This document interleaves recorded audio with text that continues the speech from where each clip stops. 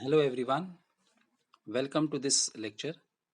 I hope you all are quite well at home and you are enjoying the fun of learning at your home also. In this session, I am going to teach you email writing. So first, I'll just give you the brief introduction of email, then later we'll talk about the purpose of it, then merits and demerits. So let's start with the introduction part. What do we mean by email? You see, electronic mail or email is the medium of communication that sends and receives messages through specially designed computer networks. With the revolution in information technology, along with the rapid growth of the internet, email has become the most popular communication medium. More and more people are spending time on the net sending email messages.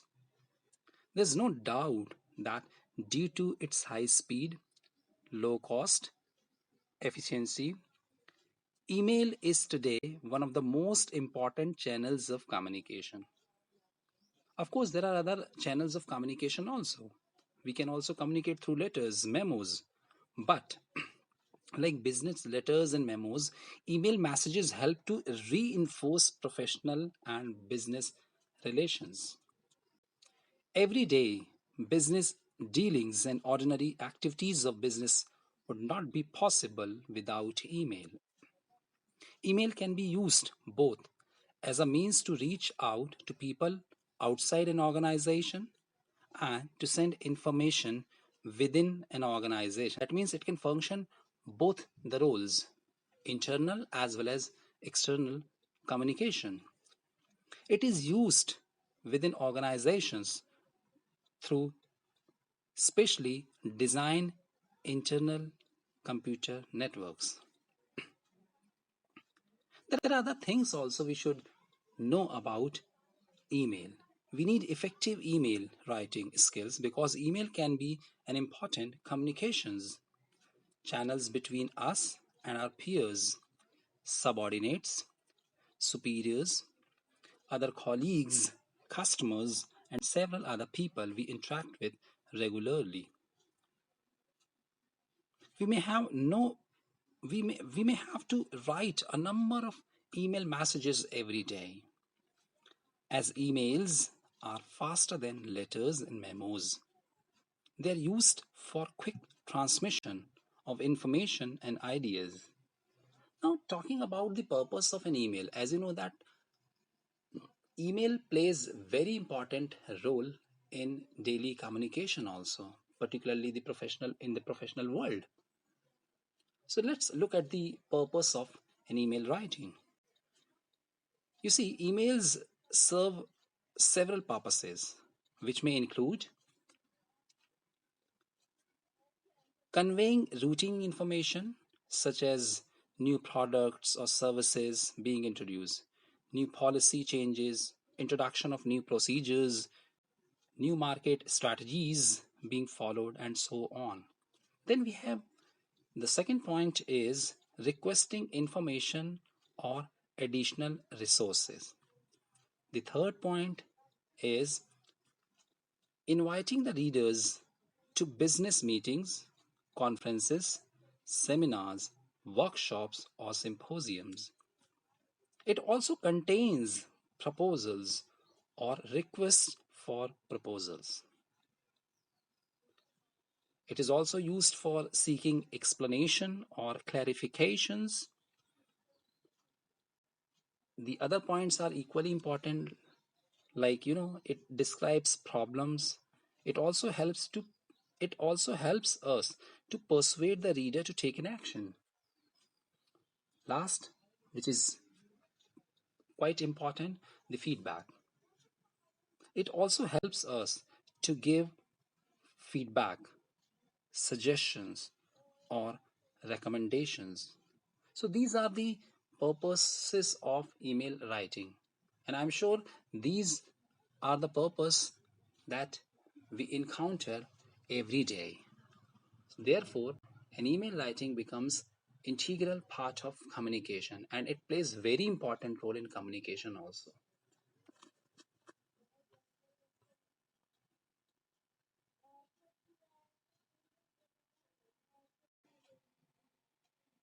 So moving on to the next part is merits of email, or you can also say advantages of email writing.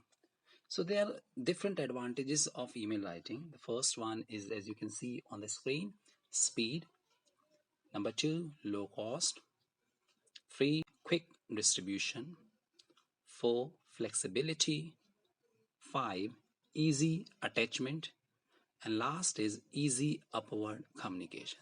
So let's try to discuss each element in detail. What do we mean by speed? How speed is important in email writing? As you know, speed is the main advantage of using email. Unlike regular mail, which may take days or even weeks to reach its destination, email reaches its destination instantly. A message can be sent quickly to anyone, anywhere in the world. I mean, see the beauty of this email. Distance has no value. Just type the name or the names and email address or addresses of the recipient and click the mouse on the send button and your message goes. So you can understand how speed matters here. So you can send any message in just quick seconds. Then we have low cost. Low cost is yet another advantage of using email, as sending email does not involve printing and copying. It is less expensive than any other channel of communication. That is, postal mail, telephone, fax, etc. 10 email messages may be sent in 10 minutes, and the only cost would be that of using the internet only. Moreover, the size of the message or the distance to the recipient does not affect the cost. That means it is low cost. Then we have quick distribution. What do we mean by this? Email makes distribution quick and easy. Messages can be sent to more than one person at the same time. There's no wasting of time and no repetition. Then flexibility.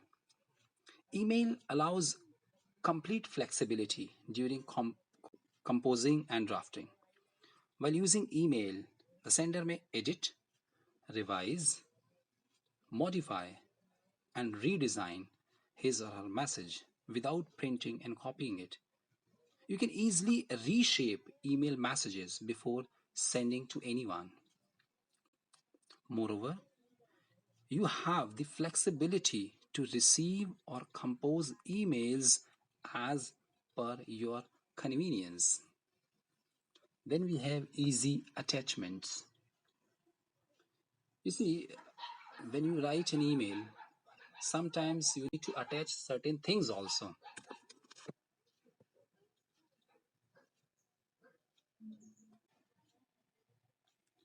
It is easy to attach files, photographs, clippings, drawings, video clips, sound recordings, and so on to an email. For example, resumes, scanned copies of testimonials, transcripts, and other documents can be attached to job application email. The last segment or the last point is easy upward communication. What do we mean by this easy upward communication? Email is less formal and structured than letters and memos.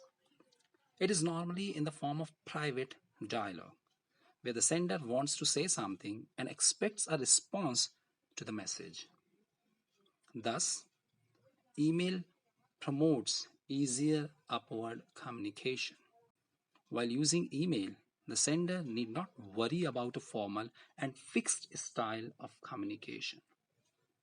He or she may follow the norms of any set pattern of writing, and he or she is free to choose any style or pattern that suits the content.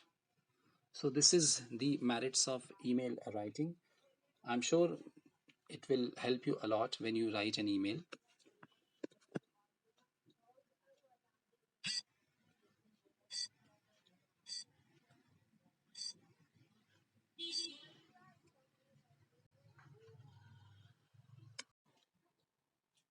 Now let's move on to the next segment of email writing.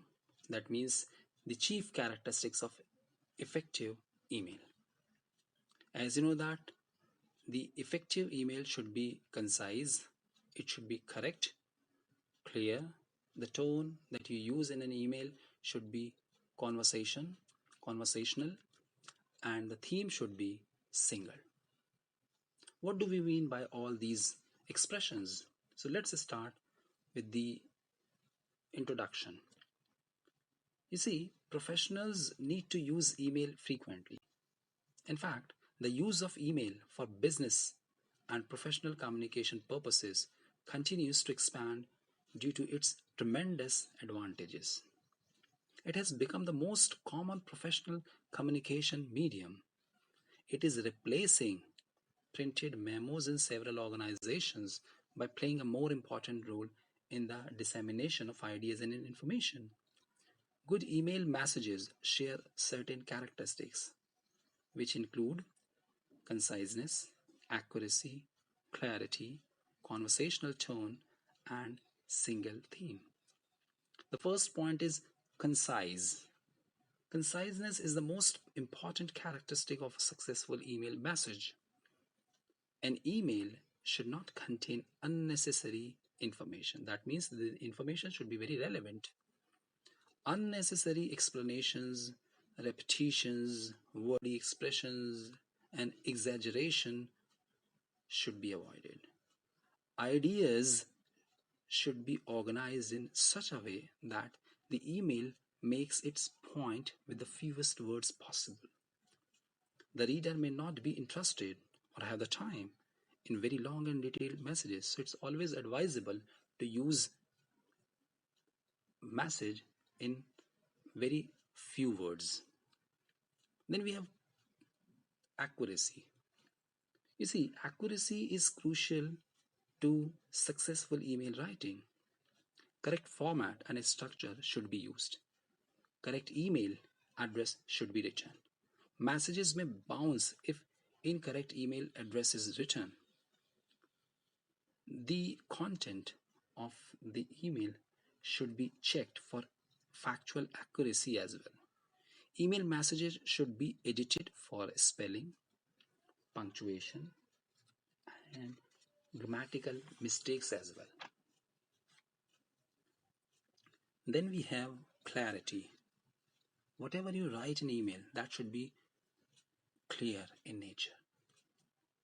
Emails should be simple and clear, and an unclear and vague email may be immediately deleted.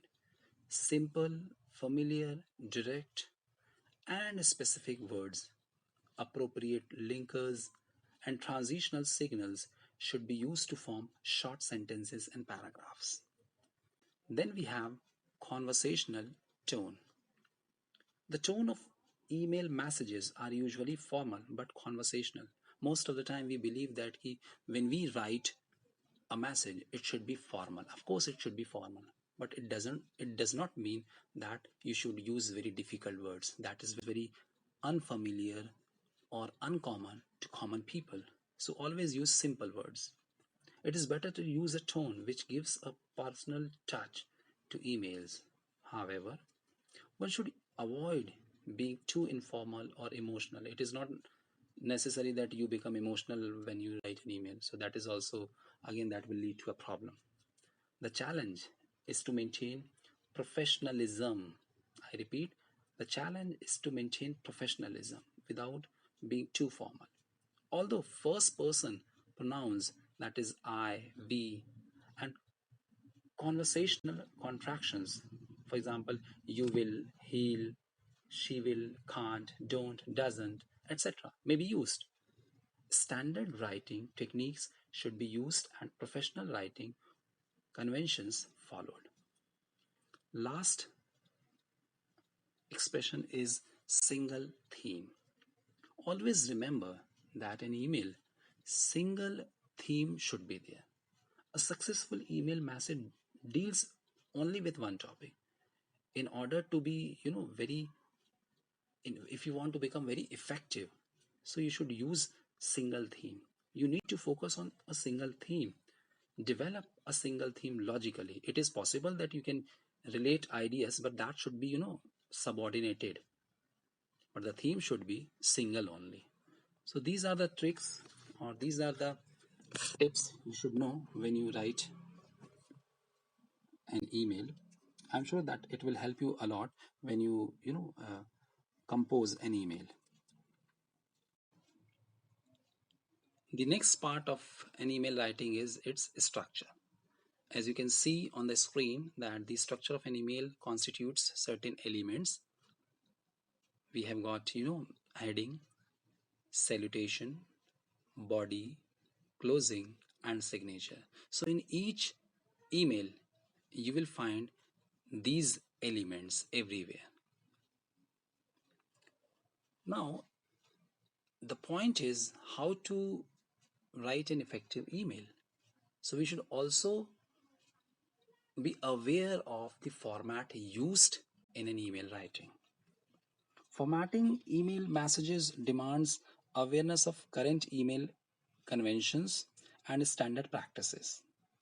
In order to write an appropriate email, it should be formatted correctly. Standard writing conventions should be followed. When we receive an internet email message, it usually contains many lines before the beginning of the actual text. You must have seen all these things when you get any email or when you write an email. These lines consist of the header of the message. Most of it is a record of the message took from sender's computer to the reader's computer. Headers also often contain a time and date stamp and an indication of whether files are attached to the message. There are certain things that you should keep in mind when you write an email. So there are three important pieces of information that you should know. The three most important pieces of information in the header are the email address of the sender, the recipient, and a subject line that tells what the message is about. All email messages contain these three pieces of information. When a person sends an email message, the program usually inserts his or her name, return email address, and date automatically. Therefore, the sender need not type his or her name, email address, and date again. He or she just needs to fill in the two line with the recipient's email's address, the subject line with a clear and concise description of the subject of his or her message, the CC line with the email address of anyone who is to receive a copy of the email message, and the BCC line with the email address of anyone who is to receive a blind carbon copy of your email message. You see, so email includes following thing: heading, salutation, body, closing, and signature.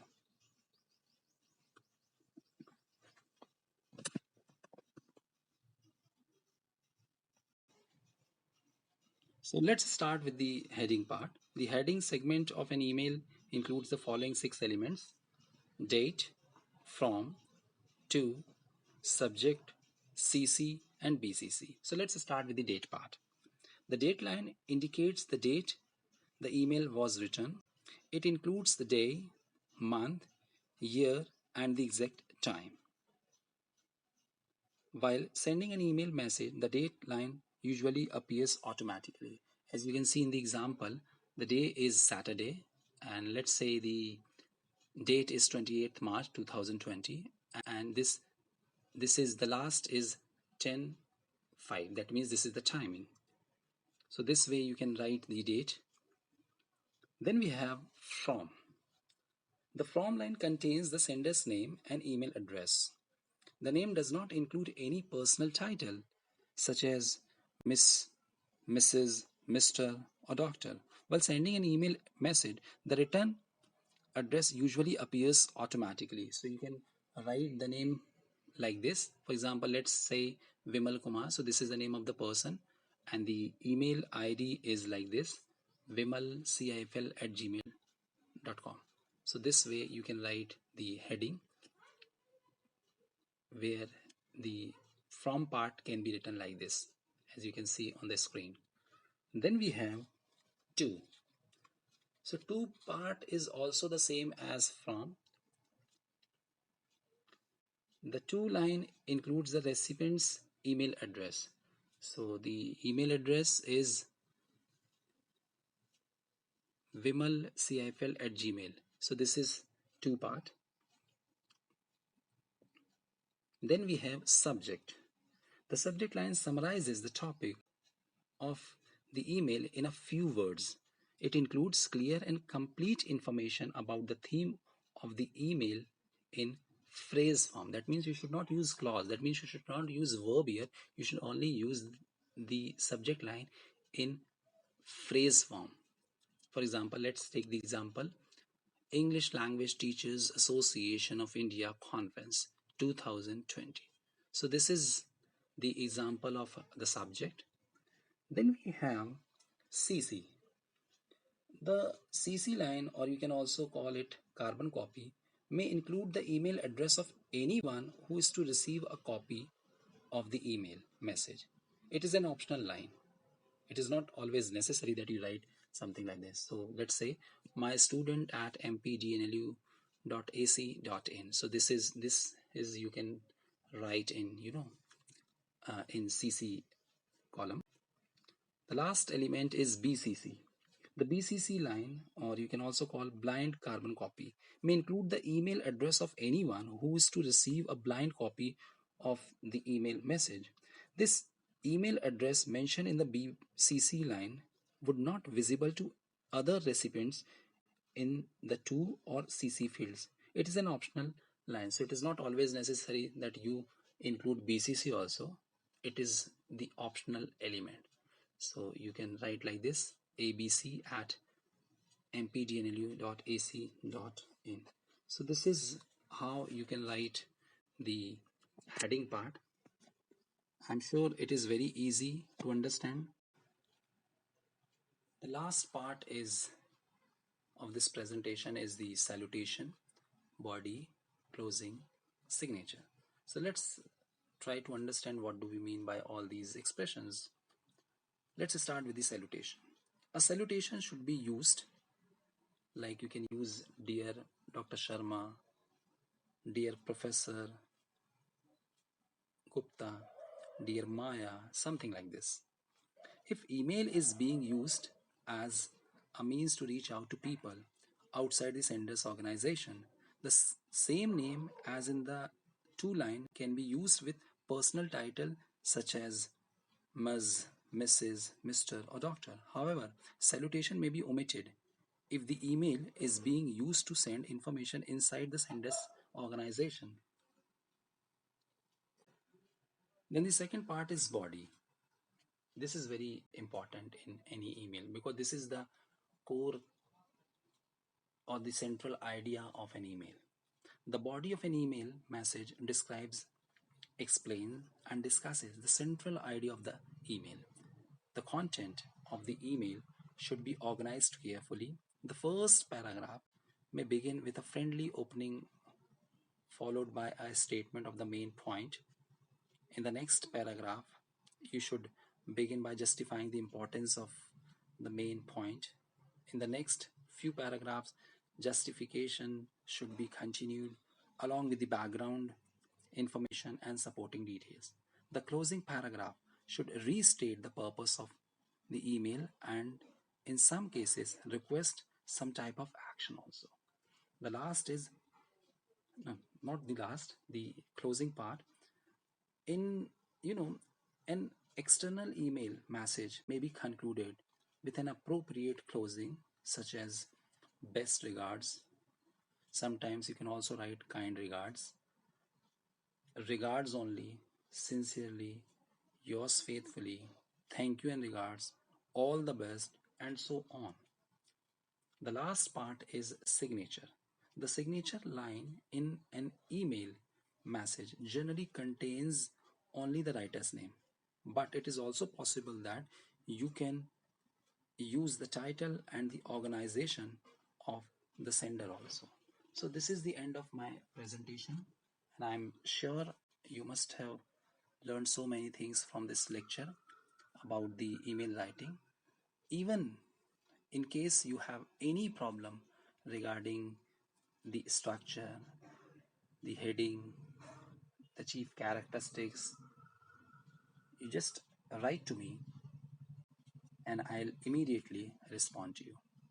Thank you.